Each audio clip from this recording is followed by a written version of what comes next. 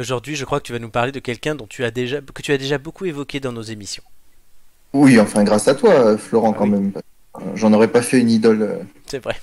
Idole, quand même.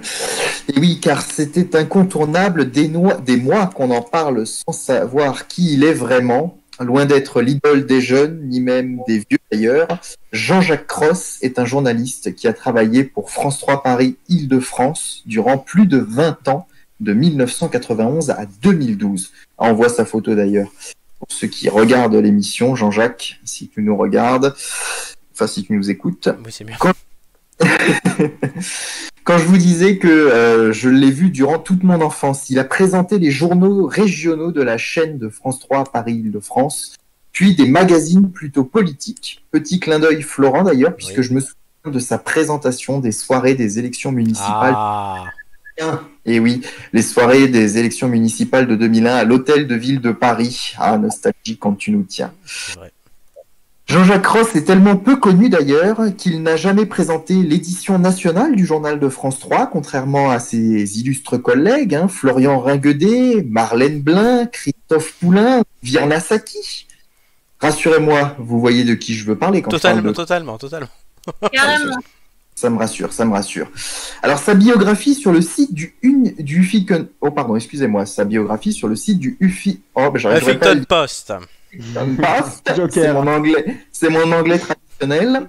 Oui, parce que s'il vous plaît, il a sa biographie sur le Huffington Post.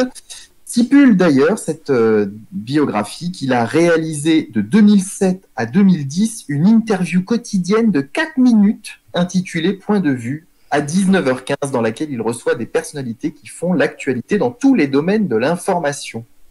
Et voilà donc qu'au bout de 16 ans, il ne lui restait plus que 4 minutes en fin de journal. Le début de la fin pour le collègue de Jean-Noël Mirande, de Yvan Allouin et bien d'autres. Je vous dis tous ces noms, ça vous dit évidemment rien. Sachez toutefois qu'après une licence d'histoire et de sciences politiques à Paris, c'est d'abord à La Croix qu'il avait collaboré.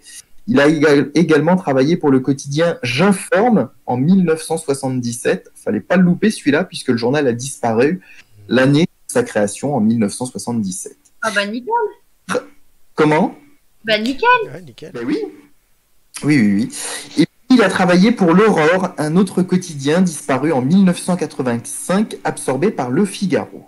Il a fait de la radio, France Inter, Sud Radio et RMC. Il a également donné des cours de journalisme et publié des ouvrages comme Réussissez vos conférences de presse aux éditions Chotard en 1990. Putain, tu m'offres ça à Noël, je suis heureux. Et oui, et oui, oui. Fais Depuis gaffe à ce que tu dis, Flo. Depuis 2012-2013 et son départ de France 3 Paris Île-de-France, JCC est devenu consultant indépendant en média training, conseil en images. Jean-Jacques, si tu nous entends, n'hésite pas à nous dire si tu es toujours en activité. Alors, il ne mérite pas d'être connu, le Jean-Jacques Cross? Et s'il le mérite Oui, la semaine prochaine, nous parlerons de Sandrine Papin, qui présente le 19-20 de France 3 Aquitaine, une autre personnalité qui demande à être connue. Et sachez que ça Wikipédia, et ça, c'est pas rien. Mais ne nous spoil pas tout quand même. Non, merci Nicolas. Et oui, Nicolas, ne spoil pas tout, puisque tu seras amené à refaire cette chronique avec d'autres inconnus. On va pas parler de Jean-Jacques à chaque fois, même si c'est Non. un grand plaisir de savoir enfin à quoi ressemble Jean-Jacques Cross. Je pensais pas que je fasse ça un jour. Ouais, mais je pense que tu t'en es bien sorti, franchement, c'était sympa. Je pensais pas trouver autant d'informations sur lui. Oui, bah, je viens de le chercher sur Google en même temps que toi, puis hein, je me suis dit, ah ouais, quand même. Le mec, il fait du média oui. training et tout. Il pourrait venir dans les têtes d'ampoule, Jean-Jacques. Mais oui, oui, oui, j'ai hésité, j'ai pas eu le temps malheureusement, j'ai hésité à contacter France 3 Paris-Île-de-France pour demander s'ils avaient des nouvelles de Jean-Jacques Cross, et puis j'ai pas eu le temps. Sinon on aurait peut-être eu du frais. Bah, il y a du LinkedIn aussi, tu peux Mais envoyer un oui. message sur LinkedIn.